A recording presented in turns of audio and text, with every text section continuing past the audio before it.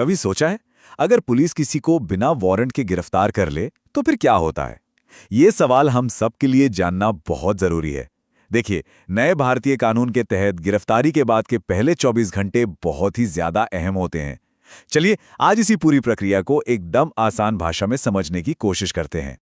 तो सवाल सीधा सा है, बिना वारंट के गिरफ्तारी के बाद पहले 24 घंटों में लीगली होता क्या है? देखिए, इसका जवाब जानना सिर्फ कोई कानूनी जानकारी हासिल करना नहीं है, बल्कि ये अपने हक को, अपने अधिकारों को समझने की तरफ एक बहुत बड़ा कदम है। तो चलिए, कहानी शुरू होती है एक गिरफ्तारी से। और इस पूरी सिचुएशन को जो कानून कंट्रोल करता है वो है भारतीय नागरिक सुरक्षा संहिता 2023, और हमें खास तौर पर ध्यान देना है इसकी धारा 57 पर। अच्छा, तो सबसे पहले ये साफ कर लेते हैं कि हम बात किस चीज की कर रहे हैं। ये है बिना वारंट की गिरफ्तारी। अब इसका सीधा सा मतलब यह है कि पुलिस ने किसी को जज की परमिशन के बिना ही हिरासत में ले लिया है, और बस यहीं से धारा 57 का रोल शुरू हो जाता है।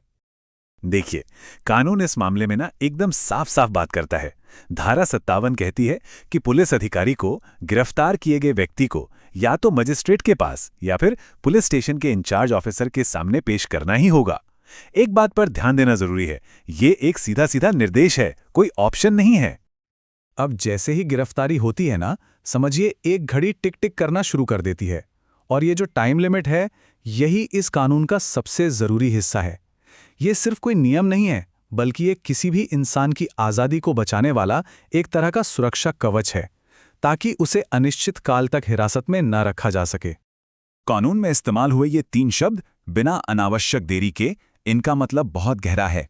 इसका मतलब है कि पुलिस को फौरन एक्शन लेना होगा। ऐसा नहीं हो सकता कि किसी को बस थाने में बिठाकर रख दिया। यहां एक एक मिनट कीमती है। और वो मैक्सिमम टाइम लिमिट कितनी है? 24 घंटे। जी हाँ, गिरफ्तारी के पल से लेकर पुलिस के पास सिर्फ 24 घंटे होते हैं उस व्यक्ति को मजिस्ट्रेट के सामने पेश करने के लिए।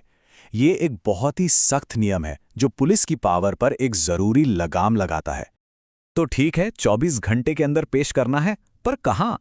कानून यहां पर 2 रास्ते बताता है, और इन दोनों ही रास्तों की मंजिल और परिणाम अलग अलग हैं। तो ये 2 रास्ते हैं कौन से?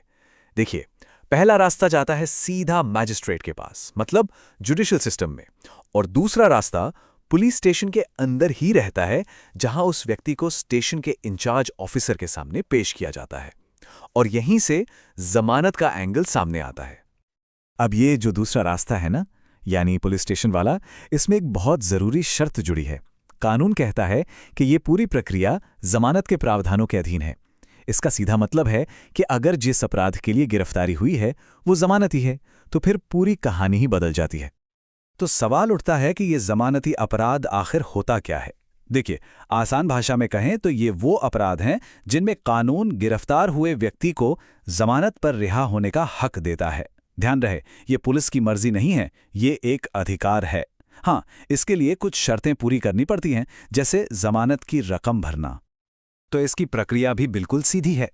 पहले ये तय होता है कि अपराध जमानती है, फिर गिरफ्तार व्यक्ति जरूरी जमानत यानी श्योरिटी दे देता है, और इसके बाद पुलिस स्टेशन के इंचार्ज ऑफिसर को उसे रिहा करना ही पड़ता है। इसमें कोई अगर मगर नहीं है, और ये सब उन पहले 24 घंटों के अंदर ही हो जाना चाहिए। तो चलिए फटाफट से सारी जरूरी बातें दोहरा लेते हैं। पहली बात, बिना वारंट की गिरफ्तारी का मतलब है कि एक 24 घंटे की घड़ी शुरू हो गई है। दूसरी, पुलिस को बिना किसी फालतू देरी के काम करना है। तीसरी, गिरफ्तार व्यक्ति को या तो मैजिस्ट्रेट के पास ले जाना होगा या फिर स्टेशन के इंचार्ज ऑफिसर के पास। चौथी, ये 24 घंटे की लिमिट एक बहुत ही जरूरी सुरक्षा है। और सबसे जरूरी बात, अगर अपराध जमानती है तो जमानत मिलना एक हक है, कोई एहसान नहीं। तो आखिर में एक सवाल हमारे सामने आता है, ये जो 24 घंटे का नियम है, क्या ये सिर्फ एक कानूनी प्रक्रिया है, या फिर ये सरकार की ताकत और एक आम इंसान की आज़ादी के बीच एक संतुलन बनाने की कोशिश है? इस पर सोचिएगा जरूर।